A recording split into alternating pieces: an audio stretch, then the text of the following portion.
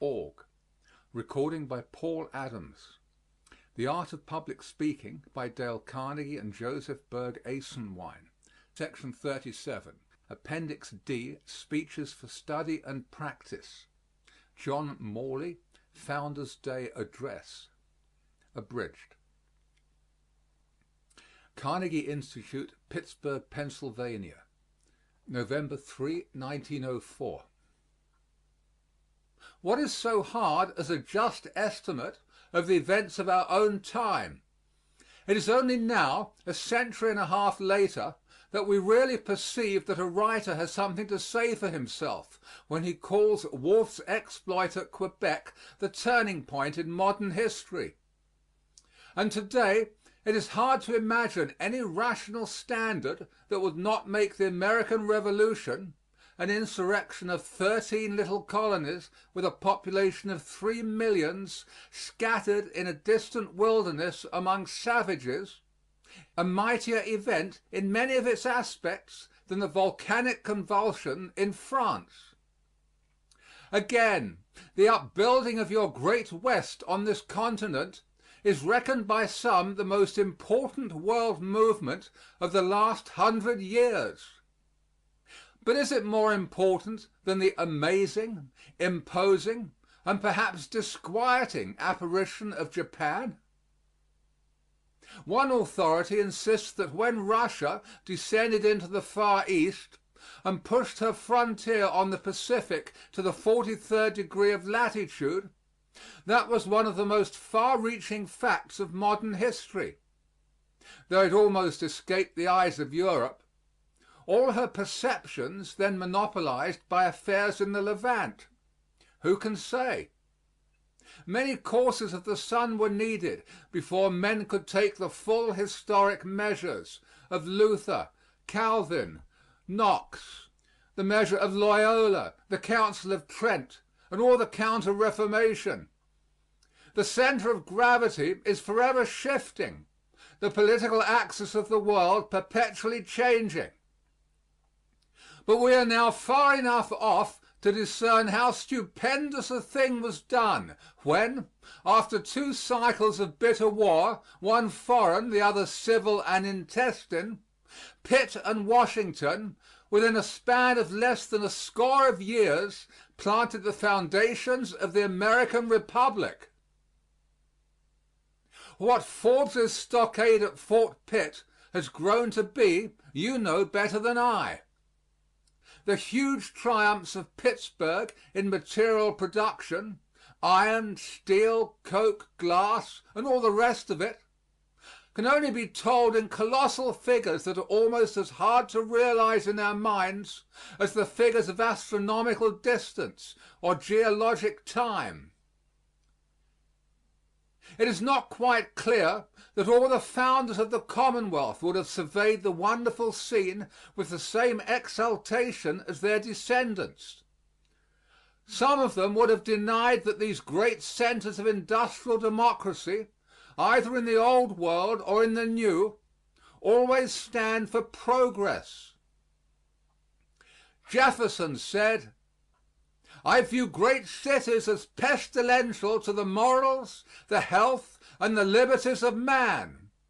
I consider the class of artificers," he went on, "as the panders of vice, and the instrument by which the liberties of a country are generally overthrown."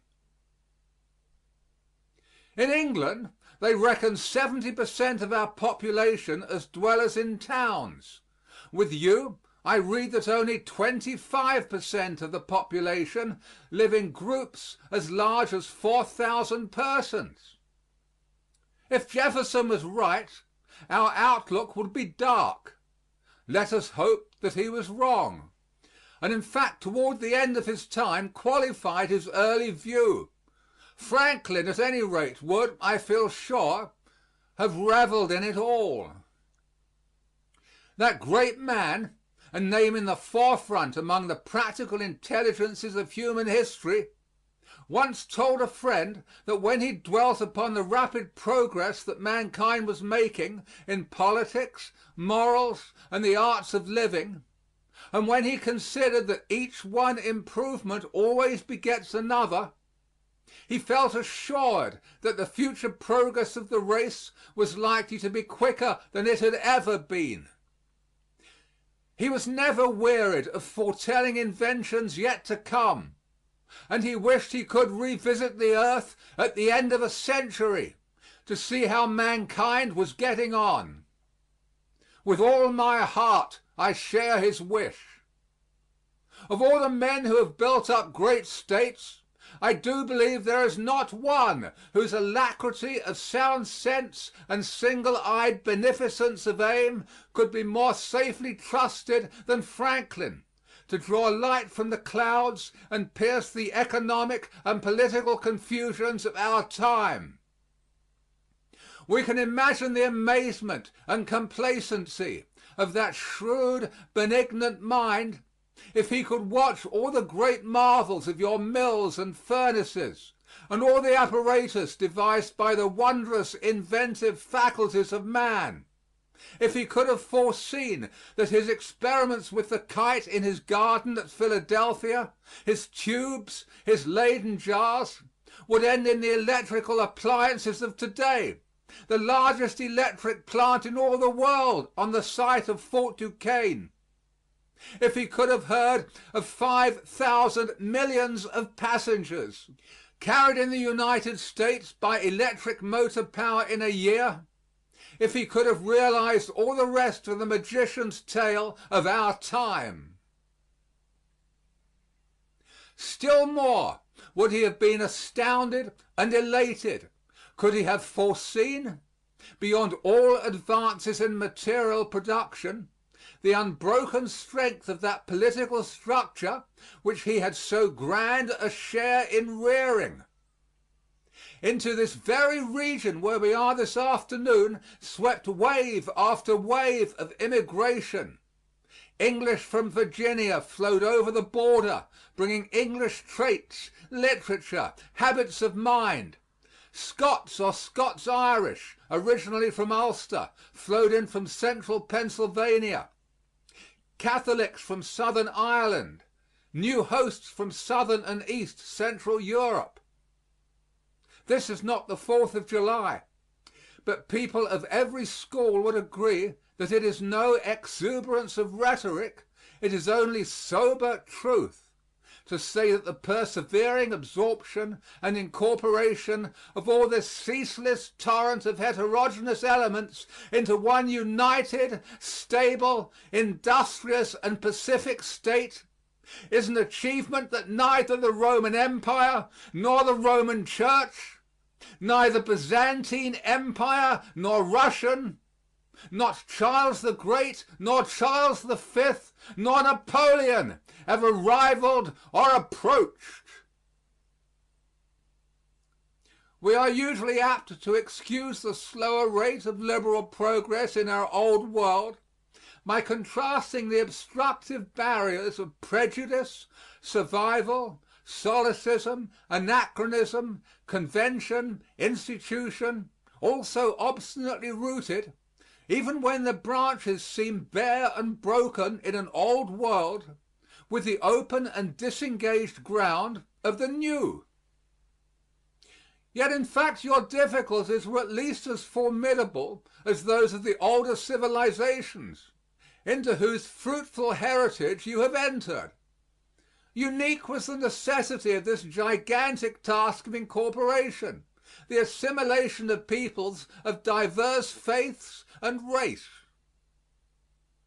A second difficulty was more formidable still: how to erect and work a powerful and wealthy state on such a system as to combine the centralized concert of a federal system with local independence, and to unite collective energy with the encouragement of individual freedom.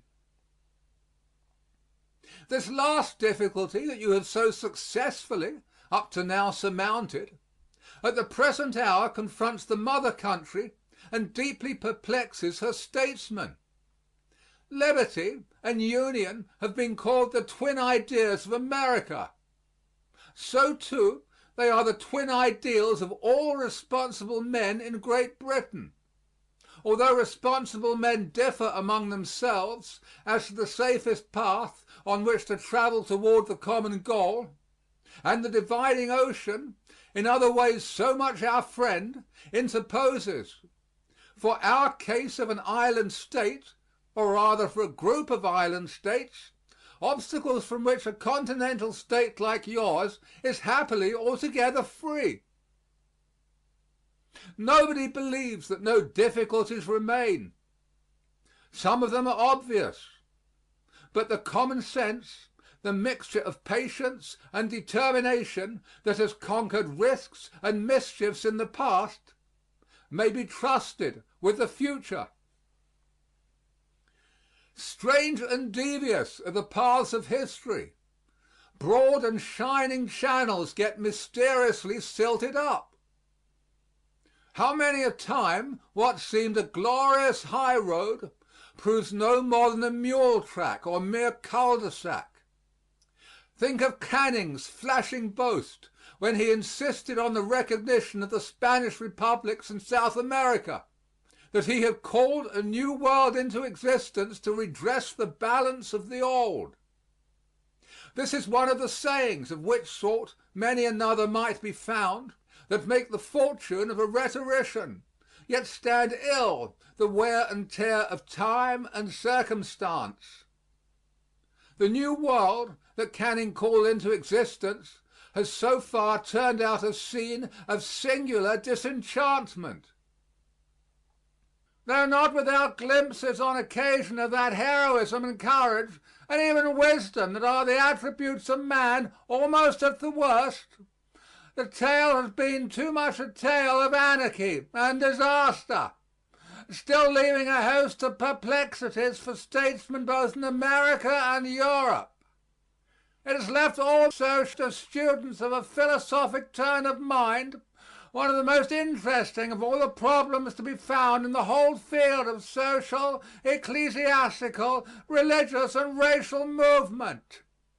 Why is it that we do not find in the South, as we find in the North of this hemisphere, a powerful federation, a great Spanish-American people stretching from the Rio Grande to Cape Horn? To answer that question would be to shed a flood of light upon many deep historic forces in the old world, of which, after all, these movements of the new are but a prolongation and more manifest extension. What more imposing phenomenon does history present to us than the rise of Spanish power to the pinnacle of greatness and glory in the 16th century? The Mohammedans, after centuries of fierce and stubborn war, driven back, the whole peninsula brought under a single rule with a single creed, enormous acquisitions from the Netherlands of Naples, Sicily, the Canaries, France humbled, England menaced, settlements made in Asia and northern Africa, Spain in America become possessed of a vast continent, and of more than one archipelago of splendid islands. Yet, before a century was over, the sovereign majesty of Spain underwent a huge declension. The territory under her sway was contracted. The fabulous wealth of the mines of the New World had been wasted. Agriculture and industry were ruined. Her commerce passed into the hands of her rivals. Let me digress one further moment. We have a very sensible habit in the island whence I come, when our country misses fire, to say as little as we can, and sink the thing in patriotic oblivion. It is rather startling to recall that less than a century ago England twice sent a military force to seize what is now Argentina. Pride of race and hostile creed vehemently resisting proved too much for us. The two expeditions ended in failure. and nothing remains for the historian today but to wonder what a difference it might have made to the temperate region of South America if the fortunes of war had gone the other way, if the region of the Plata had become British and a large British immigration had followed.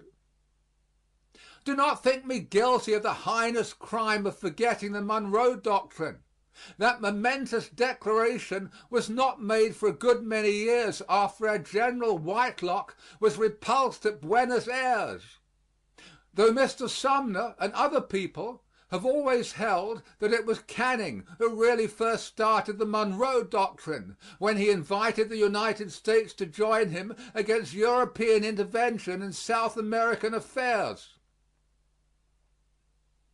The day is at hand, we are told, when 4/5 of the human race will trace their pedigree to English forefathers, as 4/5 of the white people in the United States trace their pedigree today. By the end of this century, they say, such nations as France and Germany, assuming that they stand apart from fresh consolidations, will only be able to claim the same relative position in the political world as Holland and Switzerland. These musings of the moon do not take us far.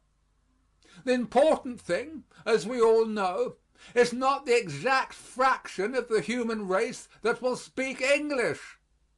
The important thing is that those who speak English, whether in old lands or new, shall strive in lofty, generous, and never ceasing emulation with peoples of other tongues and other stock for the political, social, and intellectual primacy among mankind.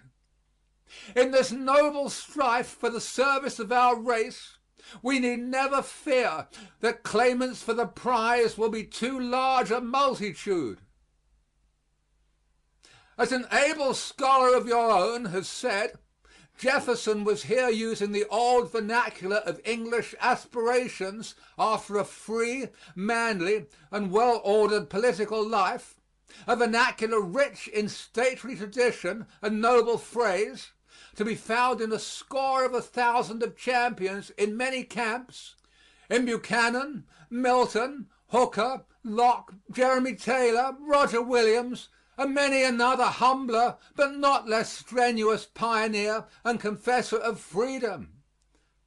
Ah, do not fail to count up, and count up often, what a different world it would have been but for that island in the distant northern sea. These were the tributary fountains that, as time went on, swelled into the broad confluence of modern time.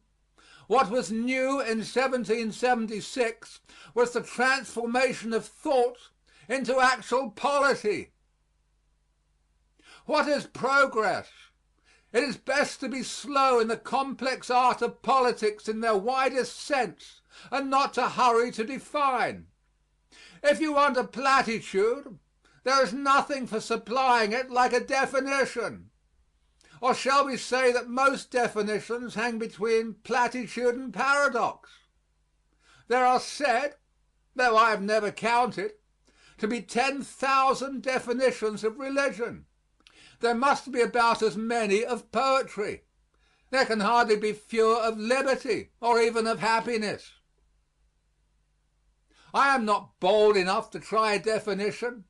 I will not try to gauge how far the advance of moral forces has kept pace with that extension of material forces in the world of which this continent, conspicuous before all others, bears such astounding evidence. This, of course, is the question of questions, because as an illustrious English writer, to whom, by the way, I owe my friendship with your founder many long years ago, as Matthew Arnold said in America here, it is moral ideas that at bottom decide the standing or falling of states and nations. Without opening this vast discussion at large, many a sign of progress is beyond mistake. The practice of associated action, one of the master keys of progress, is a new force in 100 fields, and with immeasurable diversity of forms. There is less acquiescence in triumphant wrong.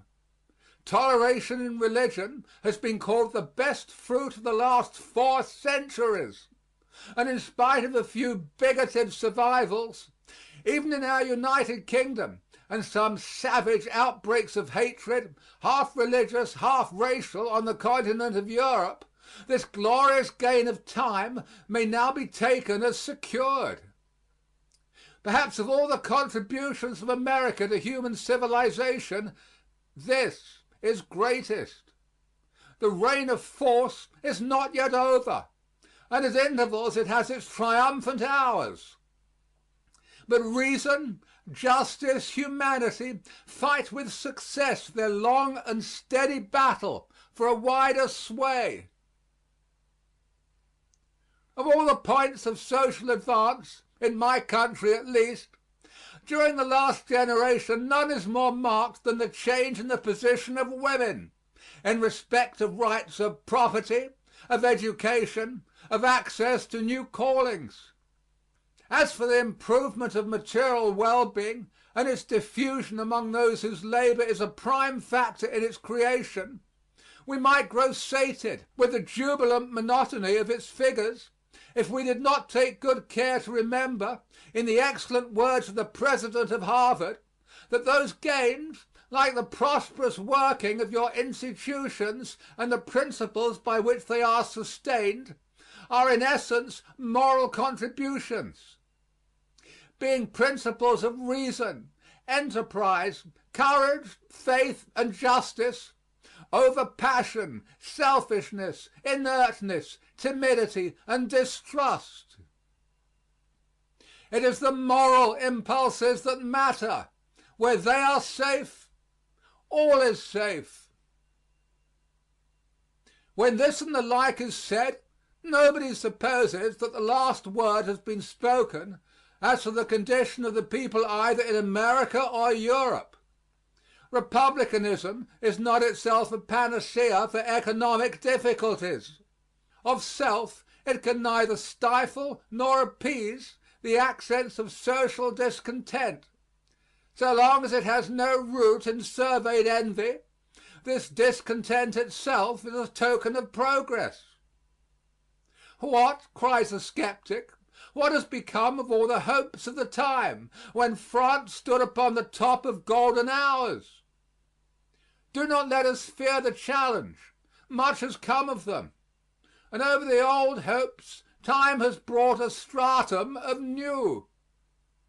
Liberalism is sometimes suspected of being cold to these new hopes, and you may often hear it said that liberalism is already superseded by socialism. That a change is passing over party names in Europe is plain, but you can be sure that no change in name will extinguish these principles of society which are rooted in the nature of things and are accredited by their success. Twice America has saved liberalism in Great Britain. The war for independence in the 18th century was the defeat of usurping power no less in England than here.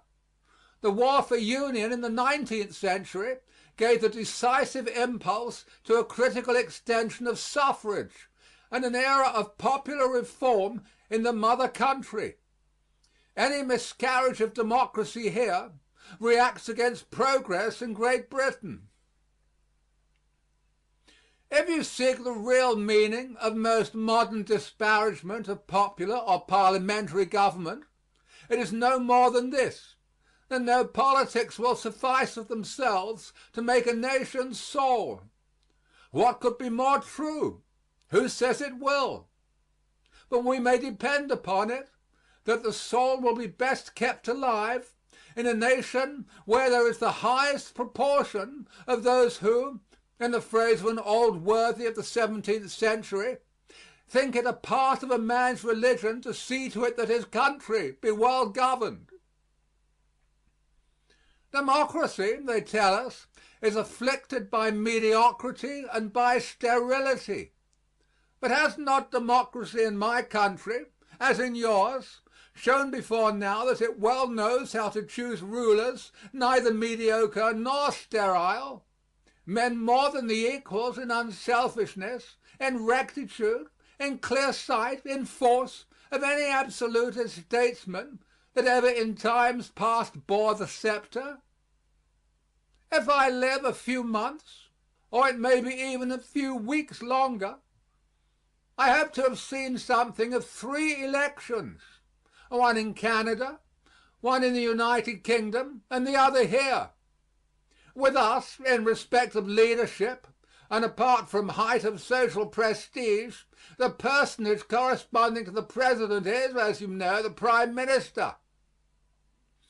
Our general election this time, owing to personal accident of the passing hour, may not determine quite exactly who shall be the Prime Minister, but it will determine the party from which the Prime Minister shall be taken.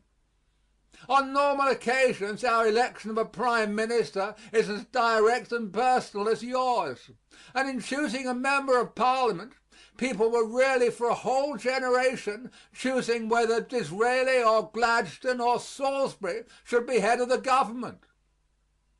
The one central difference between your system and ours is that the American President is in for a fixed time, whereas the British Prime Minister depends upon the support of the House of Commons. If he loses that, his power may not endure a 12-month. If, on the other hand, he keeps it, he may hold office for a dozen years. There are not many more interesting or important questions in political discussion than the question whether our cabinet government or your presidential system of government is the better. This is not the place to argue it. Between 1868 and now, a period of 36 years, we have had 8 ministries. This would give us an average life of 4½ years. Of these 8 governments, 5 lasted over 5 years. Broadly speaking, then, our executive governments have lasted about the length of your fixed term. As for ministers swept away by a gust of passion, I can only recall the overthrow of Lord Palmerston in 1858 for being thought too subservient to France. For my own part, I've always thought that by its free play, its comparative fluidity, its rapid flexibility of adaptation, our cabinet system has most to say for itself. Whether democracy will make for peace, we all have yet to see. So far, democracy has done little in Europe to protect us against the turbid whirlpools of a military age. When the evils of rival states, antagonistic races, territorial claims, and all the other formulas of international conflict are felt to be unbearable, and the curse becomes too great to be any longer borne, a school of teachers will perhaps arise to pick up again the thread of the best writers and wisest rulers on the eve of the Revolution. Movement in this region of human things has not all been progressive. If we survey the European courts from the end of the 7 Years' War down to the French Revolution, we note the marked growth of a distinctly international and pacific spirit. At no era in the world's history can we find so many European statesmen after peace, and the good government of which peace is the best ally. That sentiment came to violent end when Napoleon arose to scourge the world. End of section 37. Recording by Paul Adams, www.yawnguy.com.